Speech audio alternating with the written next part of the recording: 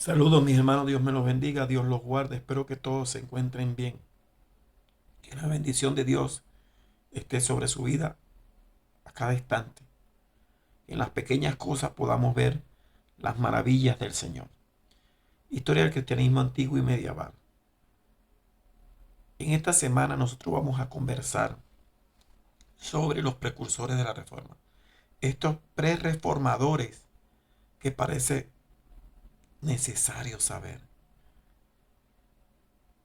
Esto es algo que se desconoce. Y sabemos que hemos trabajado toda esta semana hablando de lo que ha significado la historia antigua y medieval. Cómo esa historia se fue desarrollando, cómo la Iglesia Católica asumió ser la única y verdadera. Y la Iglesia Católica se blindó para decir que ellos eran la última palabra y que tenían la última decisión. Pero acontece que desde el siglo X ya venía fraguándose un grupo de hombres preocupados por cómo se estaba desarrollando el cristianismo. Un grupo de hombres que tenían inquietud, que tenían ese celo de hacer las cosas bien. Y es por eso que estos precursores son parte de la historia. Y repito, no se nombran, no, de ellos no se dice muchas cosas. Siempre se habla de que Martín Lutero fue el que se atrevió a enfrentarse al clero. Y eso está muy bien, y eso está correcto. En su momento nosotros hablaremos de Martín Lutero y de todo lo que significó ese cristianismo de la reforma y cómo evolucionó y cómo se dividió el cristianismo una vez después de 1517. Eso está muy bien y para allá vamos, pero hay que analizar los hombres que hicieron historia para que Martín Lutero llegara ahí. Y esto es algo que pasa sin mayor acontecimiento, solamente para el que lo estudia. Para comenzar es bueno decir que se estaban dando los acontecimientos en el cristianismo antes de la reforma. Sí se estaban dando. No se nos educa, no se nos forma para entender y conocer todos los acontecimientos que se estaban desarrollando en pleno, en plena Edad Media o antes de la Edad Media, desde el oscurantismo, la Edad Media, todo esto que va a hacer que la vida cristiana cambie, que el hecho del cristianismo cobre otro sentido y eso hace que estos personajes que nosotros vamos a estudiar hoy, que quise dedicarle la clase a conocer algo de estos hombres, es necesario. La reforma lo que significó fue la parte final de un descontento que existía, denunciar los abusos de la iglesia. Llegar a la reforma fue como armar el expediente que ya tenía la iglesia católica, por decirlo de algún modo. Ya todos habían colaborado, habían trabajado, habían dado sus aportes y habían sacrificado sus vidas para que ese momento llegara. Nombres importantes que como cristianos tenemos que conocer. Pedro Baldo, siendo el primero en haber planteado la necesidad de una reforma. Pedro dijo, es necesario que se haga una reforma. O sea, que la Iglesia Católica estaba pasando por un mal momento. La iglesia estaba pasando por un mal momento. Y digo pasando por un mal momento desde afuera. Pasando por un mal momento desde afuera, no desde su base, sino desde cómo se veía desde la otra postura, desde la otra posición. ¿Cómo se veía? Se veía como una iglesia que tenía el dominio absoluto pero que no lo estaba haciendo bien. Hay que tener cuidado que eso era lo que estaba ocurriendo, que la iglesia venía ya, como en temas pasados lo hemos dicho, con una corrupción absoluta. Entonces, momento de hablar de los prereformadores y nombrarlos para que podamos alinearnos, alinearnos con los hechos y no ver la reforma como una simple eh, oportunidad o simple emotividad que tuvo Martín Lutero. No, para nada, para nada. Se aprecia un trabajo conjunto de hombres interesados en los asuntos de Dios. Esto suena súper bien. Hombres interesados en los asuntos de Dios. Qué bien suena eso. Hombres que estaban interesados. ¿Y qué ocurre? Si, si lo vemos del lado de Roma, Roma va a decir que, Roma me refiero a la Iglesia Católica, va a decir que ellos administraban los asuntos de Dios. Ahora queda una pregunta. ¿Será verdad? Pedro Baldo, siglo, eh, siglo XII, sufrió una transformación. Un sacerdote lo invitó a leer la historia del hombre rico. ¿Quién era Pedro Baldo? Pedro Baldo era un comerciante muy adinerado.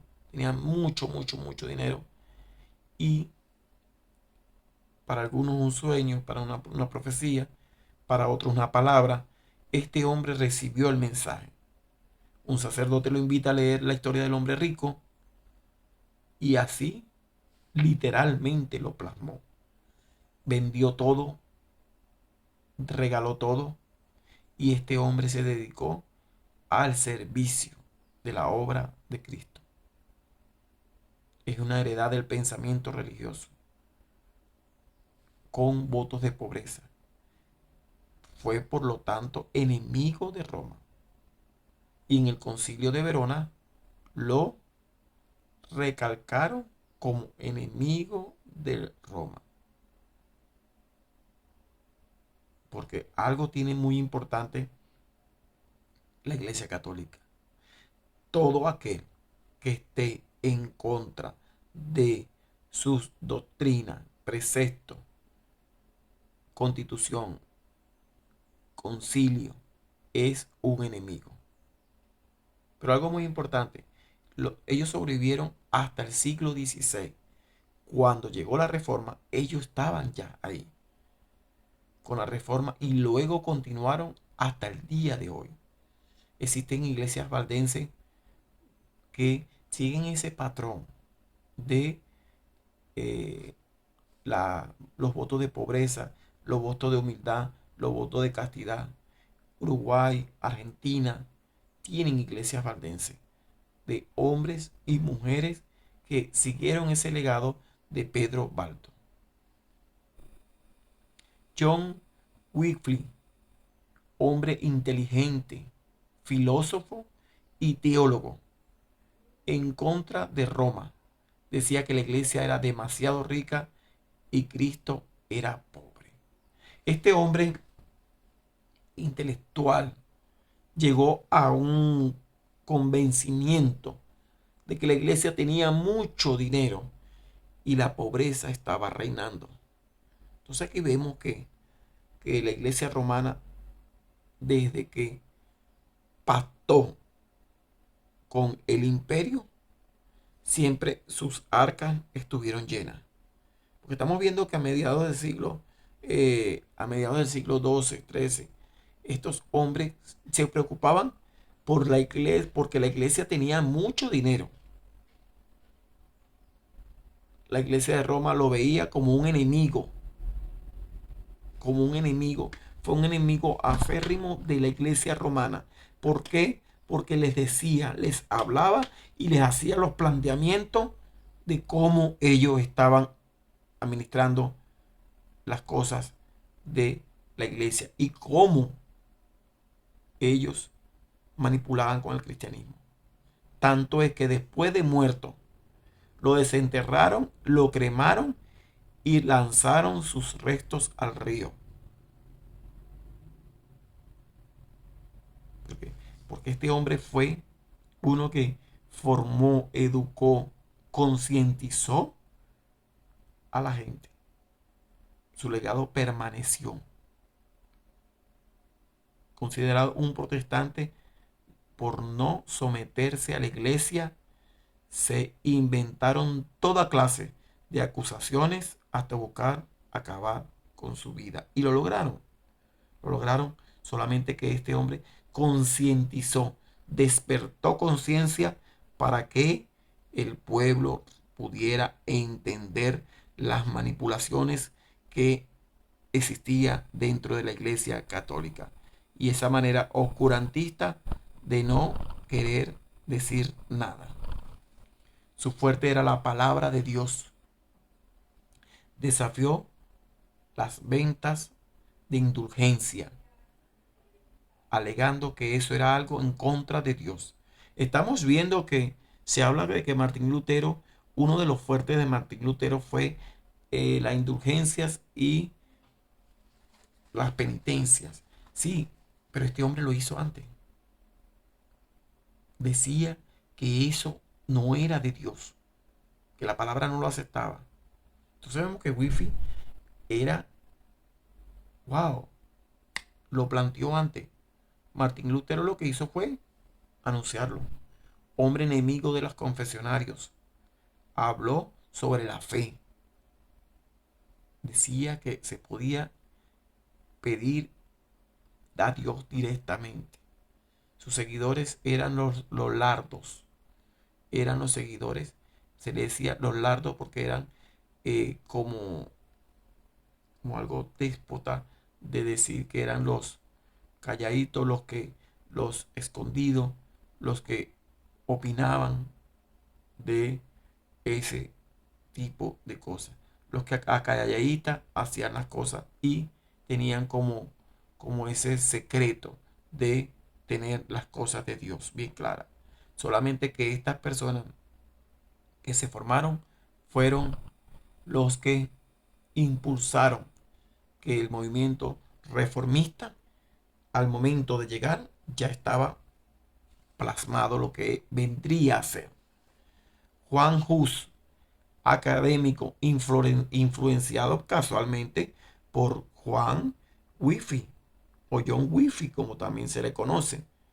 Claro, traía esa influencia de este hombre que no aceptó los designios de Roma. Él fue conocido como la estrella temprana de la Reforma. Escuchen esto, estrella temprana de la Reforma.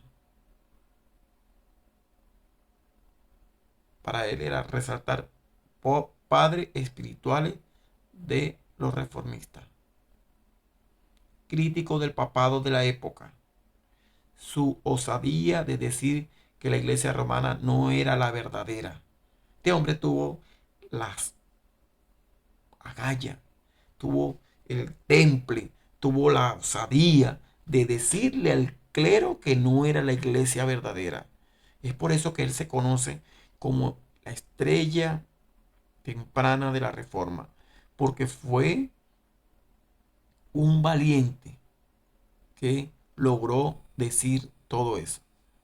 Por supuesto, era sacerdote, la iglesia lo excomulgó, sin importarle, siguió su legado a Cristo, diciendo que era la cabeza de la iglesia y no el papado.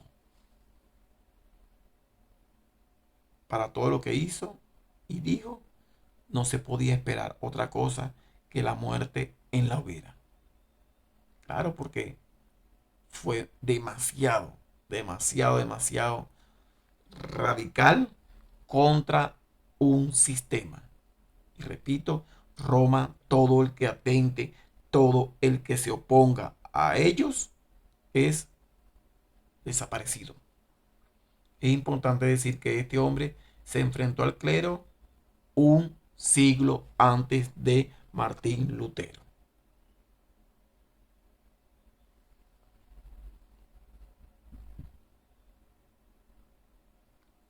muy interesante.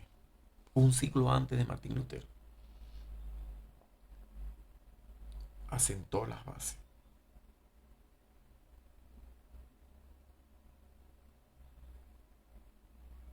Tanto es que él en plena hoguera dice, están matando un ganso, pero vendrá un cisne que no lo podrán vencer. Y así fue, un siglo después. Es importante la reforma y cómo Juan, es importante la forma de el atropello que hubo contra este hombre que Juan Pablo II en 1979 pidió perdón por la muerte tan horrible que tuvo. Se retrató de esta muerte tan cruel. Juan Pablo II pidió perdón. Pidió perdón por la muerte de Juan. Fue un verdadero mártir. Y es bueno decir que este hombre, salido de las filas del clero, fue el verdadero enemigo de la iglesia romana. ¿Y quién lo nombra? ¿Quién lo nombra? ¿Quién nombra a Juan Hus? ¿Quién lo nombra? Hombre sin ningún tipo de ego ni prepotencia. Un hombre que luchó y no le importó morir por lo que pensó que era la realidad del cristianismo. Se puede apreciar que sí existió el descontento de hombres comprometidos con el cristianismo. Esto quiere decir, yo me lo he planteado, siempre me lo planteo, de decir, pero ¿dónde estaban las personas que no querían en ese catolicismo romano desde el siglo I, siglo II, siglo III, siglo X, siglo XI, XII, XIII? Si existían esa gente que no todo era Roma, no todo, ay no, la iglesia romana, sí, la única y verdadera, no. Existían hombres comprometidos que no comulgaban con la iglesia romana. Jerónimo Savaronova. Predicar era una labor de él. Profetizaba, predicaba arrepentimiento. Su estilo llegó a compararse con el de Juan el Bautista. Imagínate esto. Este era en criollo, era como, era un latigazo, era como decimos en la iglesia, te tenía el látigo en la mano, porque profetizaba arrepentimiento y comparársele con Juan el Bautista. Wow, era impresionante ver esto. Fue excomulgado por tratar temas del clero que la iglesia afectaba. Por supuesto, volvemos a lo mismo. Directo en atacar la jerarquía de la iglesia, el poder político, provocando el descontento del pueblo, porque el pueblo, al escuchar lo que Jerónimo decía, el pueblo como que agarraba valor y se molestaba contra la iglesia, contra el gobierno. ¿Por qué? Porque él decía que eran falsos. Él decía que no se veían como debería ser.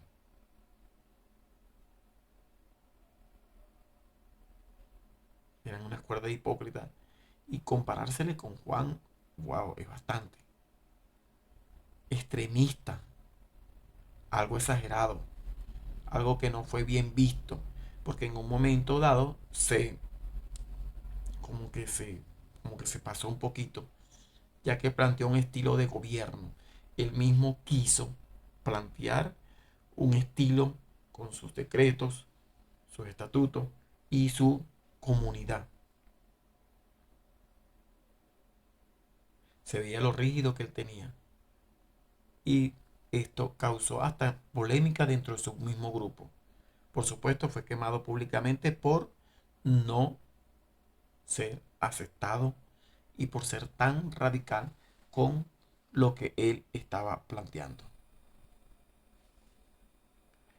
Hasta aquí hemos visto 4 precursores de la reforma, los más significativos. Ahora yo dejo la puerta y doy la oportunidad de que ustedes también puedan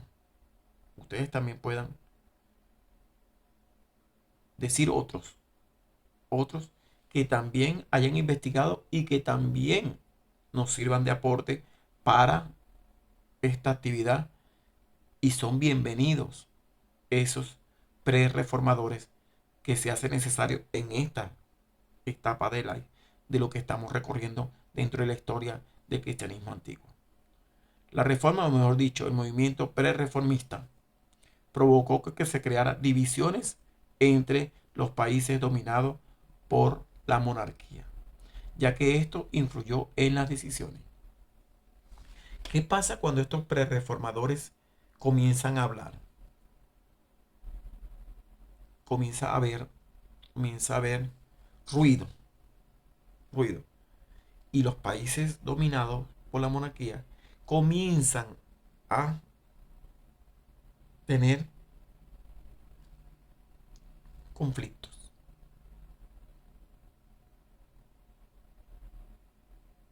Tanto es que países como Inglaterra, Escocia, Suecia, Suiza, Alemania van a ser reformadores.